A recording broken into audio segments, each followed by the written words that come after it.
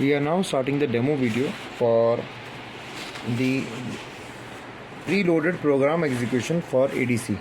In this 8085 LCD kit, we have preloaded the code for ADC program in the memory. To execute that on the keyboard, after pressing reset, we will directly press G, that is for execution. We'll enter the memory address EFF5 and then we'll press shift and $.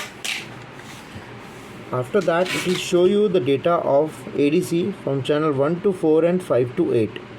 Now, to check if it is working properly, we can simply connect the 5 volt and ground. You can use 5 volt from here, and if I connect that 5 volt to this actually is 1, 2, 3, 4, 5, 6, 7 and 8. You can see on the LCD, it will show you FF on the channel 8, 7, 6, 5, 4,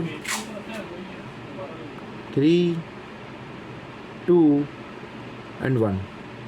So this is basically the testing for ADC and DSC.